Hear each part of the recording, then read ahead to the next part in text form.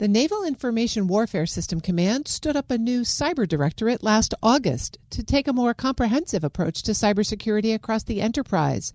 The office is zeroing in on 3 priorities: speeding up zero trust adoption, strengthening secure software practices, and bringing cutting-edge defensive technologies into the fight.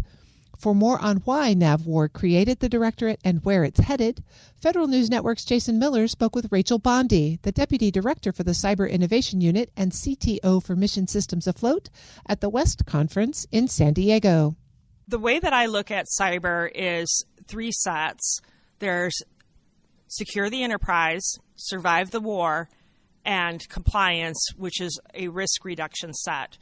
Most people think of cybersecurity as the risk reduction and compliance piece, which encompasses RMF and ATO processes. But I like to think of that as going in and doing the inspect the building, kind of, is it up to code? And as we start to go through those exercises, a lot of it is very check the box on, do you have the right things in place to be cyber secure? That risk reduction process is something that's evolving now with RMF Next. And what we want to do is have all of our solutions automated so that would be happening in the background with continuous monitoring and continuous ability to have orchestration and observability by our cyber operators.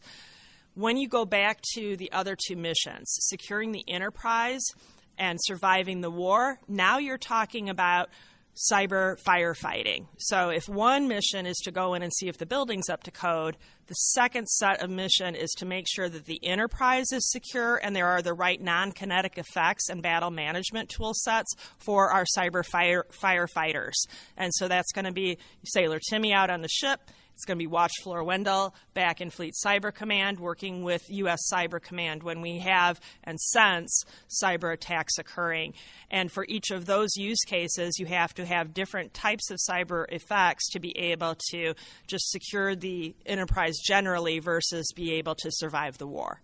I know there's a lot of excitement across the DoD around, RMF Next. How are you starting to prepare for whatever it's going to be? I know you maybe are getting a little glimpses of, this is the direction they're heading. You mentioned automation. You mentioned continuous monitoring. Those have been some things that have been out there for quite some time. But are there certain things you're starting to do to say, when that eventually is finalized, let's make sure we don't have to do the crawl, walk, run. We can go to walk and run. RMF historically, like I mentioned, is often something that's an after effect or a set of wickets that people need to pass in order to deploy a technology. Again, think of that building inspection list and checking the box. It doesn't necessarily lead to what we think of as defended systems.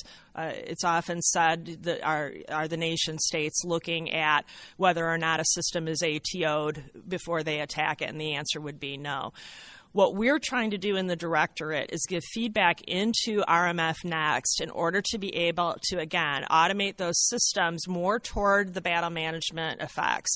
So if I think of what tool sets need to be deployed, a lot of what we've been working on is anything from zero trust systems up front where it's built in, being able to have those orchestration tools, managing and monitoring, to be able to meet the needs, and also to provide non-kinetic effects. What I mean by that is that the systems that we deploy have to be up to 2 measurements, not the RMF measurements, but how fast can we detect that an adversary is in the system? How fast can we get them out? And then how fast can we return to normal? And those are the 3 measurements that we're really concerned with in a future state. You said another piece to this puzzle was, you didn't use the term resiliency, but that's really what you're getting to. Can the systems continue to work? Can they come back online? That has been, I think, a message that we've heard for quite a while.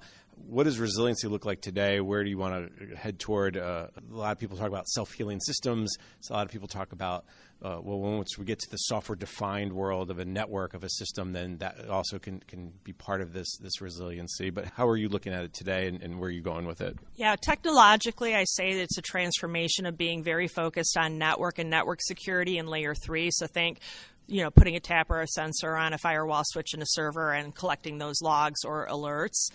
When you start to look at modernization, it's now moved into a layer 7 abstraction within software-defined environments. And so now we're looking at, rather than programs creating a set of networks, hosting environments, and then applications to run on them in a very siloed way, Naval afloat cloud architecture, the NACA direction that we're moving underneath Barry Tanner as the Don CIO and aligning that with Jim Day and the Organizations for Mission Systems. It's much more about looking at that software-defined continuous monitoring, providing the tools back to Fleet Cyber Command and the sailors to be able to observe the environments at the application layer, which means that we have to move more toward a common platform for deploying in the environments that works both connected and disconnected. What is that starting to look like? Obviously, the zero trust piece is maybe this is a good segue to the discussion on zero trust. But what does that common platform look like? Like, how do you create that common platform from a cyber perspective, a defense perspective? It's the concept of, this is no different at the Navy than any place out in industry. This is how things used to be built. Somebody would ask for a capability, and then you'd need a network, and then you would need a data center, and then you would need to be able to get developers to develop an application. So that might be a GOTS application, it might be a COTS application, but you needed to have that as what we call a rice bowl here to be able to operate as a program of record inherently to itself. When you go to an environment where you're starting to deploy capabilities as applications, now you have the opportunity to cattle drive or consolidate into a zero trust environment that can actually hold multiple applications as containers and be able to operate those in different situations. So it's a big shift. I like to call it, oversimplified, that you have, network hosting apps, and then you're providing network access to the zero trust is now identity access driven. So you're driving through identity now through the applications to the data, and you're addressing other pillars than the network pillar. So you have the identity pillar, you have the device pillar, you have the data pillar, you have the application pillar, and all of those need to be cyber secured and orchestrated in a way that the Navy has to expand how we are operating, how we're addressing that beyond just network security. Rachel Bondi is the Deputy Director for the Cyber Innovation Unit and Chief Technology Officer for Mission Systems Afloat at the Naval Information Warfare Systems Command, speaking there with Federal News Network's Executive Editor, Jason Miller. You can find his full story at federalnewsnetwork.com.